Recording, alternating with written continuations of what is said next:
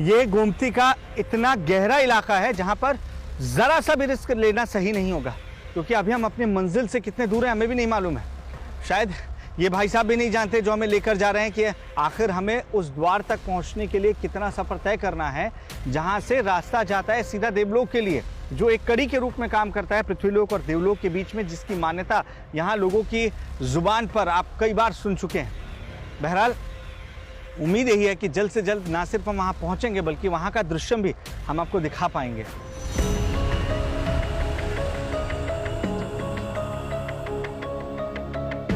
ये जंगल बहुत विशाल है, नदी बहुत लंबी है। आखिर हम कहां तक जाएंगे? कुछ तो ऐसा होगा जो ये बताएगा कि हम सही रास्ते पर हैं।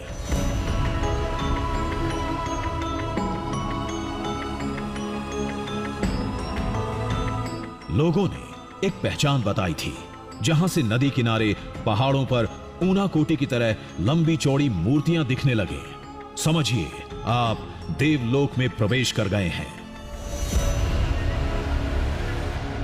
हम इन पहाड़ों पर लगातार वो आकृतियां खोजने की कोशिश कर रहे हैं जिसका दावा लोग कर रहे थे, जिन्होंने हमें कहा कि आप इस इलाके में जाइए, यहाँ बिल्कुल आपको वैसी ही आकृतियां देखने को मिलेंगी। यहाँ आपको विष्णु लोक, आपको शिवलोक और आपको ब्रह्मलोक का नजारा देखने को मिलेगा। फिलहाल यहाँ सिर्फ और सिर्फ ये घने पेड़ नजर आ रहे हैं दोनों तरफ।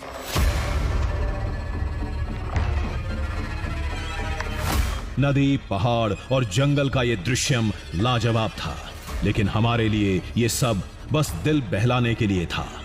दिमाग में तो बस देवलोक का द्वार घूम रहा था।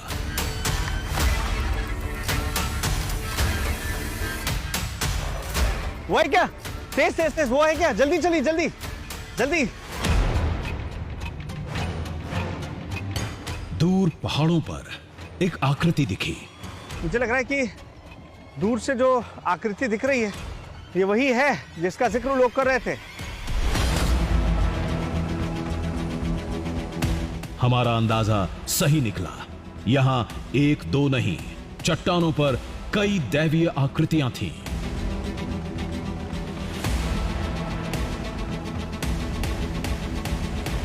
ये देखिए आप, ये पहली बार मैं देख रहा हूं नदियों के तट पर, यानी आप समझिए कि सबसे बड़ी नदियों में से एक गोमती नदी के किनारे पर इस तरीके की आकृतियां नजर आ रही हैं। आप देख रहे हैं, 1 2 3, यहां 3 चैम्बर नजर आ रहे हैं।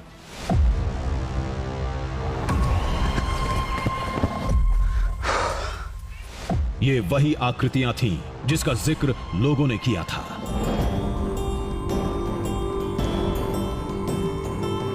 हम शायद देवलोक के इलाके में प्रवेश कर चुके थे। देखिए, दूर से समझना मुश्किल था, लेकिन पास आकर भी मैं ठीक ठीक नहीं समझ पा रहा हूँ ये देवी की मूर्ति है या भगवान शंकर हैं, क्योंकि जटाएं आपको नजर आ रही हैं। ये तीनों मूर्तियाँ बीच में आप देखिए कि पद्मासन में कोई योग करता हुआ ध्यान करता है, तो ये शिव जी की मूर्ति हो सकती है। लेकिन एक नज़र में आपको ऐसा लगता है कि ये 3 देवियों की मूर्ति भी उकेरी गई है। जैसा कामाख्या देवी मंदिर में आपको मूर्ति नजर आती है, ठीक वैसी ही मूर्ति ऊपर नजर आ रही है।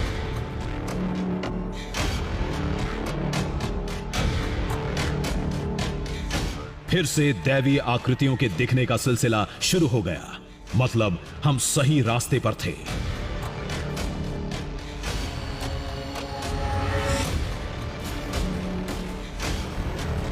एक उम्मीद जगी, अब शायद हम वहां भी पहुंच सकते हैं जिसे पुराणों में देवलोक का दरवाजा कहा गया है।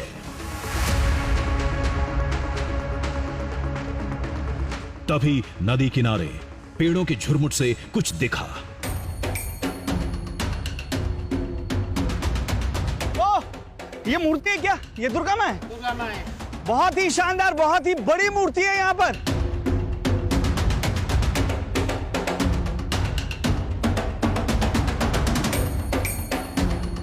इस प्रतिमा की आभा कुछ ऐसी थी कि पहली बार देखने वाला इंसान हैरत में पड़ जाएगा।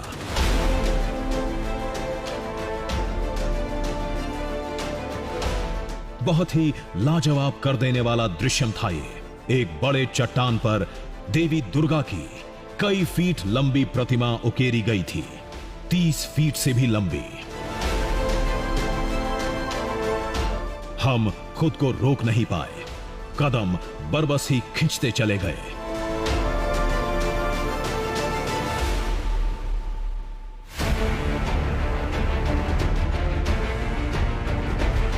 सोचिए, जहां आज 21वीं सदी में पहुंचना इतना मुश्किल है, लगभग नामुमकिन, वहां कब यह मूर्ति बनाई गई, किसने बनाई, ये कोई नहीं जानता है।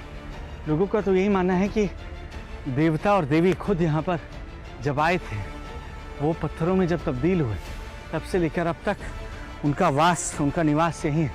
महिषासुर मर्दिनी, उनके बारे में जो आपने सुना है, वो मैं ठीक अपने सामने चट्टानों पर देख पा रहा हूँ। इस खड़ी चट्टान पर कैसे ये संभव है, ये मैं भी सोच रहा हूँ। ये वाकई अद्भुत है।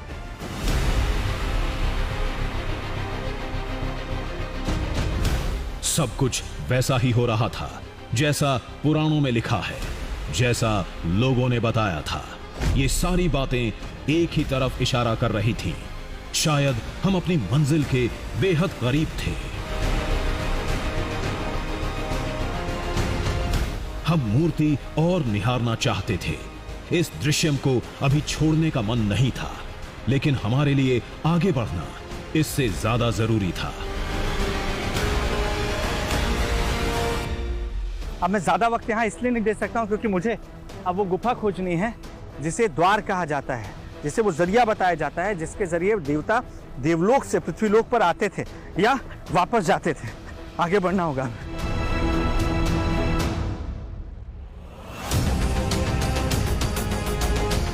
अब वो घड़ी करीब थी जब हमें उस पौराणिक द्वार की खोज में जंगल में उतरना था।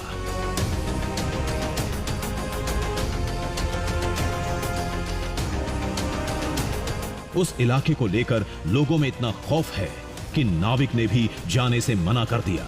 हमें अकेले ही जाना पड़ेगा। इनका कहना है कि गुफा यहीं कहीं इन पहाड़ों की चट्टानों में छिपी हुई है, लेकिन ये उसके भीतर नहीं जाने को राजी हैं। इनका कहना है कि हम सब उससे डरते हैं क्योंकि उसके अंदर न सिर्फ देवता बल्कि नाग का वास है, और यही वजह है कि अब हमें कम से कम वहां मुहाने तक ये छोड़ दें, उसके बाद हम उसके भीतर जाने की कोशिश करेंगे।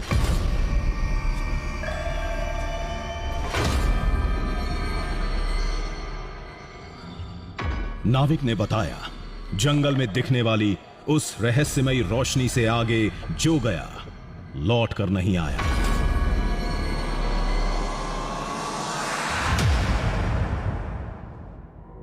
हमें भी मना किया, लेकिन हमें इन बातों की कोई परवाह नहीं थी। अब वो मोड़ आ गया जहां से हमें जंगल में जाना था, लेकिन नाव वाला इतना डरा हुआ था कि उसने नाव किनारे लगाने से साफ मना कर दिया। अब हमें पानी में कूदने की तैयारी करनी होगी क्योंकि ज़्यादा वक्त हमारे पास है नहीं। यहाँ से गुफा का सफ़र अब हमें पानी पार करके जाना होगा। नाव एक कोने पर रहेगी, दूसरे कोने तक हमें तैर कर जब जाना है तो संभव नहीं कि जूते के साथ जाया जा सके।